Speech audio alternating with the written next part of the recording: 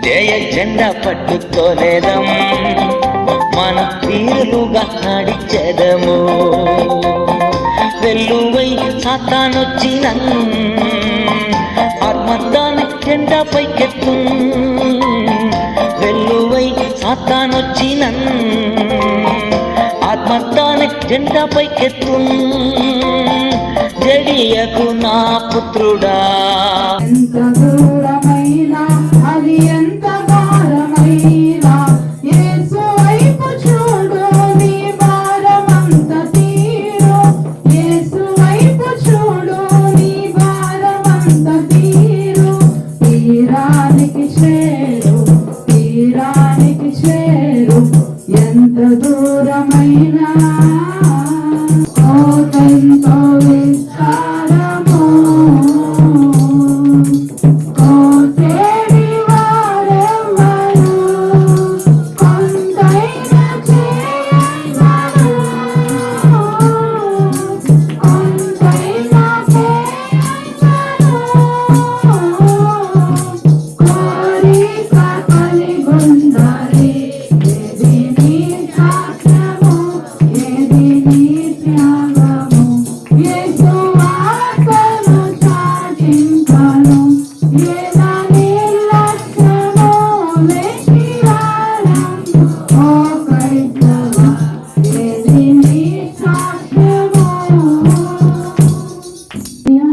సన్నిధిలో నలగగొట్టుకుందో, ఎప్పుడైతే ఆమె హృదయాన్ని దేవుని సన్నిధిలో కుమ్మరించుకుందో ఏమైంది? ఫలితాన్ని. దేవుని సన్నిధిలోనికి రావడం వల్ల కాదు, నువ్వేమవ్వాలి? ఆయన సన్నిధిలో, ఆయన చేతిలోకి రావాలి. ఆయన చేతిలోకి రావాలి. ప్రభు నన్ను విరగొట్టయ్యా, నన్ను సరిచెయ్యేసయ్యా. సరి చేస్తున్నటువంటి వాక్యం వస్తే ఈ వాక్యం నాకు కాదులే,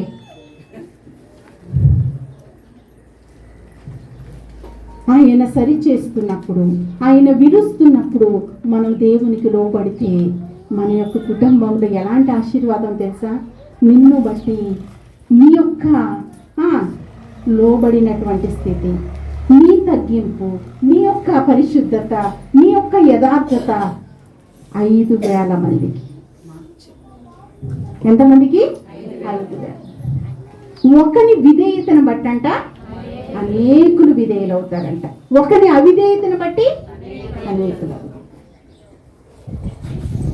ఈ మాటలన్నీ మనకు తెలుసు, కానీ మనం మాత్రం విధేయత చూపం.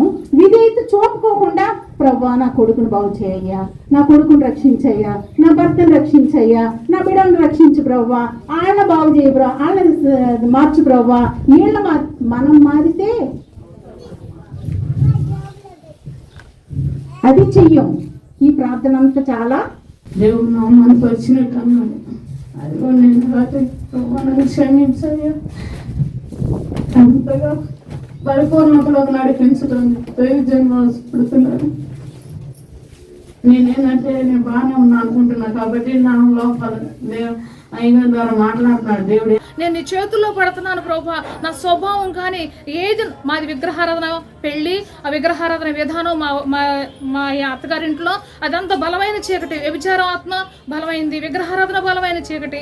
ఇదంతా ఉంటాయి కాబట్టి ప్రభా, ఇదంతా నా మీద, నా బిడ్డల మీద పని చేయకోకుండా దీన్ని జయించాలంటే మొదటి పిడికడుగా నువ్వు నన్ను రక్షించావు కాబట్టి నేను క్రియలతో కూడి భక్తి చేయాలి అంటే నా స్వభావాన్ని నేను జయించాలి. ఈ లోకంలో వాక్యం ఏది చెప్తుందో అది నా జీవితంలో అనుకరణ చేసుకోవాలనుకునేదాన్ని. విని విడిచిపెడితే మన జీవితంలో జయం రాదు. ఆ మాట విన్నదాన్ని అది నేను నా జీవితంలో నెరవేర్చాలని ప్రయత్నించి, అంటే చేస్తాను కూలిపిల్లుగా నేను చెప్పడం లేదు, ప్రయత్నం చేసేదాన్ని. ఇది ఇలా ఉంది కదా, ఎలా చేయాలంటే నేను చేయలేను, కానీ ప్రభా నువ్వు చేయగలవు ప్రభా, నువ్వు నాకు ఈ శక్తిని నాకు ఇవ్వు ప్రభా అని చెప్పేసి దేవుణ్ణి అడుక్కునేదాన్ని. అడుక్కున్నప్పుడు దేవుని దయ వల్ల ఆ పరిస్థితుల్లోనికి ఏదైనా నా ముందుకు వచ్చినప్పుడు దేవుడు నాకు తేటగా మాట్లాడేవాడు, అర్థం చేసేవాడు. ప్రతి చిన్న సూక్ష్మమైనది కూడా నాకు ఒక అలవాటు ఉంటుంది అనమాట. ఏదైనా వచ్చినప్పుడు ఇది చెయ్యొచ్చా చేయకూడదా అని ముందు ప్రార్థన చేసేదాన్ని. ప్రార్థన చేసే ఆ స్టెప్ తీసుకునేదాన్ని. ప్రార్థన చేయకుండా అలా వెళ్ళటం నాకు ఇష్టం ఉండదు. ఎందుకు నా ఆలోచన ఏం చెప్తుందంటే, పైకి ఇందాక వెలుచూపును బట్టి, అంటే మన కళ్ళ ముందు కనిపించేది అంటే వెలుచూపు అంటే చాలా మంచిగా కనపడుతుంది, అది తుదకు మనకు నష్టము అని వాక్యం చెప్తుంది. కాబట్టి మనకు కనపడేది మంచి అనడానికి ఆధారాలు లేవు, దేవుడు ఒక్కడే మంచి. కాబట్టి వెలుచూపు ఒకే ఒక విషయం, దేవుడి బిడ్డలు ఏం చెప్పినా ఎస్ ఓకే అంటాం మా లైఫ్కి చాలా బ్లెస్సింగ్.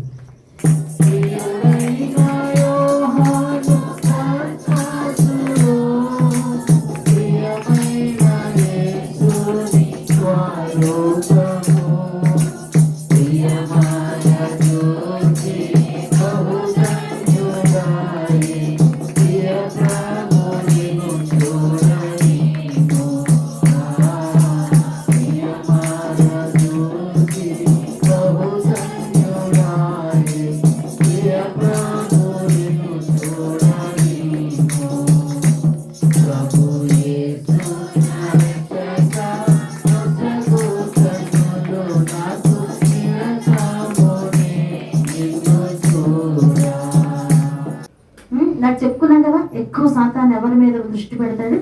కుటుంబాల మీద దృష్టి పెడతాడు. కుటుంబం ద్వారా దేవునికి మహిమ రావాలని దేవుని ఉద్దేశం. కుటుంబాల ద్వారా దేవుని గుణలక్షణాలు సమాజంలో మనం ప్రచురింప చేయాలి.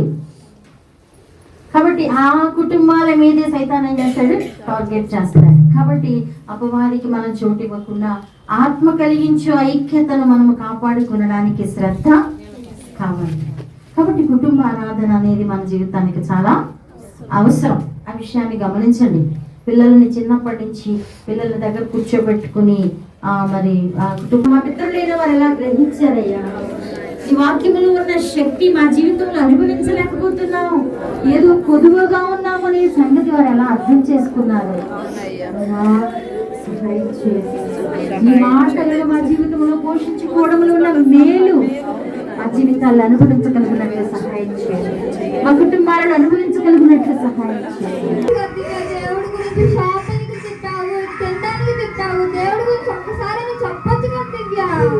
అయ్యో గ్రేస్, అయ్యో గ్రేస్, నన్ను క్షమించు గ్రేస్, నేను ఇలా అవుతుంది అనుకోలేదు గ్రేస్. అయ్యో ఇంతమంది నా స్నేహితులు ఎక్కడి నుంచి నేను బ్రతుకును ప్రభువా. దేవా, నీ కొరకే బ్రతుకుతాను ప్రభువా, నీ కొరకే సాక్షిగా బ్రతుకుతాను ప్రభువా, అనేక మందిని నీ రాజ్యానికి తీసుకువెళ్తాను ప్రభువా.